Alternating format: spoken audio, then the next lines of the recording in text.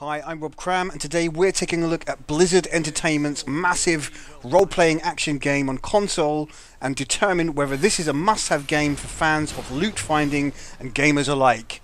Having scored massive success on PC last year, making it one of the fastest selling games with some 12 million copies sold, and in the face of having to be connected online to Blizzard servers, which wasn't favoured by a number of gamers, it makes perfect sense to bring such a revered title to the console masses.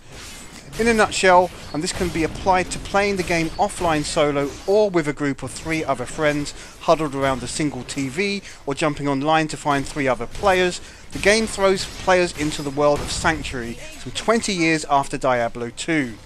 Your job, aside from defeating the main story characters, including the Lord of Terror himself, Diablo, is to enter many locations and simply battle your way through loads of enemies of varying types, whilst levelling up to gain new skills and abilities and collecting loot from the fallen of various inanimate objects that litter the levels.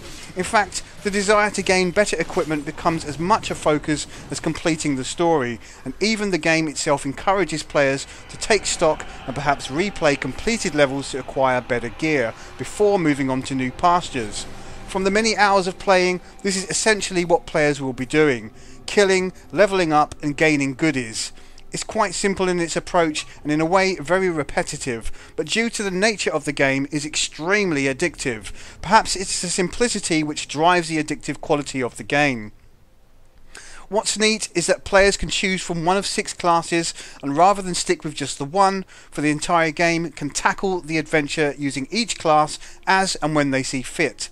Naturally, if choosing a new class, one has to start from the beginning of the story, but what's clever is being able to store loot which is shared across all of the characters, making life for new characters less taxing. There are also a slew of difficulty settings to either unlock or use to tailor the experience to suit the skill of the player, offering tougher enemies with greater experience gains as a reward, or less punishing enemies that players can crush for a fairly tame experience. There's something here for everyone, and that's a really good thing. What's also worth noting is how differently the character classes play out.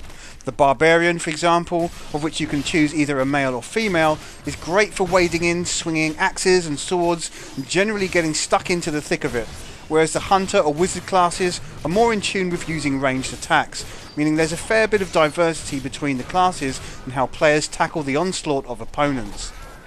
Diablo 3 sports some interactive elements as well, including little snippets of stories to listen to and lots of destructible parts of the environment, or even objects to explore which might yield some goodies in the process. There's also some interactions with objects and switches which can be used against the enemies, which is useful when being attacked by large groups of enemies. The game certainly offers a bit more for those willing to smash and interact with as much stuff as possible, adding to the adventure aspect of the game. It's not all plain sailing though, as there's one particular annoyance with the interactions which can often get in the way if they're too close to each other. For example, if a person who can be talked to is next to an exit, then players might exit without talking to the person, or vice versa. On a number of occasions this happened and is quite annoying. In terms of looks, Diablo 3 sports the top-down isometric style viewpoint, which sadly cannot be zoomed in and out at will, but is at the right distance away to give just enough view around the player. When objects appear in front of the player, then a white outline can be seen so as not to lose track. Visually, the game has some great variety, and the attack animation and spell casting all look pretty good. The only negative here is perhaps the low quality character models, but this is only apparent when looking at the characters in the equipment and stats menus. Naturally, the game runs very smoothly, even when there are lots of enemies on screen and flashes of effects in the heat of battle, so thumbs up there. Audio is also of a high standard throughout, and presents some fine voice acting and plenty of sound effects to keep the ears as much engrossed as the eyes. There's an assortment of ambient sounds, and the music complements the overall tone of the game with its rousing orchestral score. Diablo 3 is perhaps a game that will last players many weeks and beyond, as they quest for more loot and progress the story and replay it over and over. As mentioned, levels can be replayed, and there's enough options to keep on going once the game is bested. The game is very much enjoyable as a solo offering, with AI teammates providing some optional company if desired.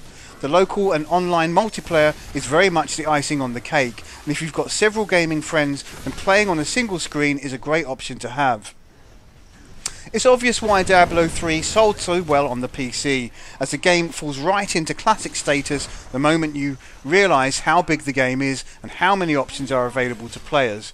Whilst the console version could look a little better, it certainly provides an enthralling, entertaining ride which is perhaps only let down by its repetition. However, unlike some other games, the repetition here is actually very addictive, and that's perhaps the game's greatest strength. If you like action-adventure, levelling up and finding loot, then this is an unmissable experience if you've not played the PC version. Fans of the genre and anyone else will find an excellent game here, well worth the investment. Diablo 3 scores 9 out of 10. I'm Rob Cram, thanks for watching.